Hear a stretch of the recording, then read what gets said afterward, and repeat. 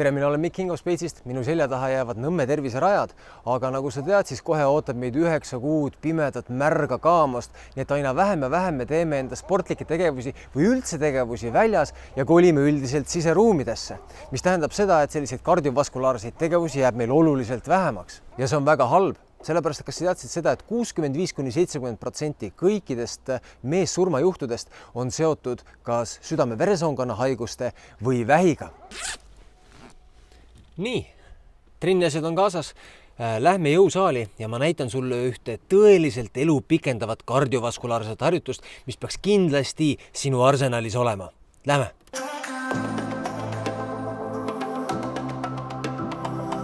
Usutavasti ei ole mitte ühtegi meest, keda kas vähk või südame-veresoonkonna haigused ei ole kas või kaudselt puudutanud. Võib-olla sõber, tuttav on sellega vaevelnud. Ja ega ilma asjata ei ole King of Speitsis sees võimsad looduslikud koostisosad, mis on uuringutes näidanud, et nad toetavad südame-veresoonkonda, et nad toetavad mitokondrite tööd. Aga loomulikult saab parima tulemuse siis, kui me teeme ka reaalselt trenni. Nii et lähme nüüd spordisaali. Tavaliselt, milliseid kardiovaskulaarseid harjutusi me saalis teha saame? Kasutades umbes sellist atribuutikat, nagu minu selja taga on nad siis velotrenažöörid või ellipsid või jooksulindid, nii edasi. Aga mis nende asjade viga on minu silmis, on see, et nad on kohutavalt monotoonsed, sa sõtkud või jooksed täpselt, midagi sinu ümber ei muutu, teed kogu aeg ühte seda sama liigutust. Ja sellepärast ma tahangi sulle nüüd tutvustada ühte harjutust, mis on absoluutselt teistsugune, pakub lusti, on põnev ja huvitav.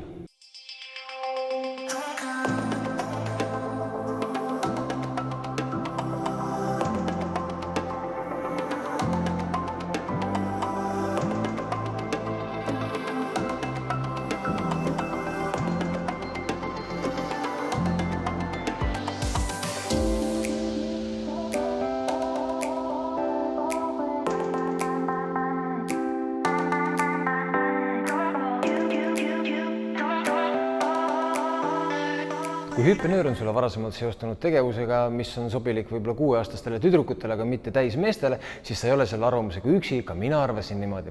Aga siis, kui ma hakkasin käima poksitreeningutel, siis hüppenöör on poksitreeningu üks kohustuslikke osi ja see, ma ütlen ausalt, muutis minu suhtumist esiteks hüppenööri ja muutus minu treeningud oluliselt huvitavamaks ja ma ütlen ka, et efektiivsemaks. Lisaks on muljet avaldav uuringute pagas, mis näitab, et hüppenööri treening aitab põletada rasva, ta suurendab sinu sprindikiirust, on väga hea sinu südame-veresoonkonnale, ta suurendab plahvatuslikku jõudu, nii edasi, see on kõik see, mida ühel mehel on tõeliselt vaja. Üks uuring isegi näitas seda, et ainult 10 minutit hüppenööril on südame-veresoonkonna tervist arvestades sama tõhus kui 30 minutit sörki. Ma tean, mida sa praegu mõtled, hüppenöör ei ole sinu jaoks, hüppasid võib-olla viimati 6-aastasena ja kui sa võtad praegu hüpitse kätte, hakkad hüppama, siis see takardub sulle igale poole, sa ei ole selles hea ja see võtab sellist mõnusat emotsiooni vähemaks ja sa arvad, et sa ei saa head treeningut sellest.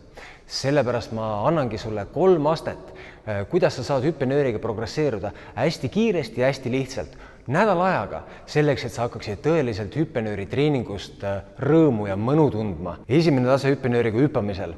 Ära võta hüppenööri kohe 2 kätte, vaid võta hüppenööri 1 kätte ja keeruta seda lihtsalt enda kõrval. Ja siis hakkad siin kõrval niimoodi hüppama. Ja see on selleks, et siis hüppenöör esiteks ei takerdu sinu jalgadesse, sa saad hakata kohe füüsilise reaalse aktiviteediga tegelema ja teiseks sa hakkad tabama seda rütmi ja sa saad siin vahetada kiirust, saad hüpata aeglasemini, ühesõnaga sa põhimõtteliselt saad teha kõiki neid samu asju, mida sa teeksid tavalise hüppega, aga sa võtad selle riski ära, et see hüppenöör takerdub ja sa lähed mõnusamalt rütmi sisse. Kohe, kui sa oled, ütleme, esimese või teise trenni niimoodi hüpanud, 10-15 minutit, võib-olla isegi alguses rohkem ei ole vaja, siis liigud edasi sammu juurde number 2. Ja see samm number 2 on täpselt see sama hüpe, mida me kõik lapsepõlvest teame, ehk et me hüppame 2 jalaga paralleelselt. Ja alguses kindlasti hüppenöör läheb jalgadesse, midagi ei ole teha, aga sa tänu sellele esimesele faasile, kui sa oled selle läbinud, siis sa tegelikult tabad seda rütmi juba üpris hästi. Ja kohe, kui sa suudad minut aega niimoodi 2 jalaga järjest hüpata, ilma et hüppenöör takerduks, saad hakata edasi liikuma kolmandasse faasi ja see kolmas faas on see, kus asjad lähevad tõeliselt huvitavaks ja see on see hetk, kus sa hüppenööriga hüppamisse tõeliselt armud. See kolmas treeningufaas on inglise keeles boxer skip, eesti keeli siis võib-olla poksija hüpe.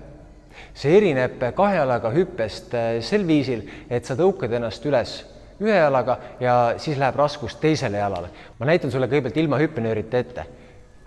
Põhimõtteliselt see samm on selline, üks jalg, teine jalg, üks jalg, teine jalg, üks jalg, teine jalg. Ja koos hüppenööriga näeb see välja niimoodi.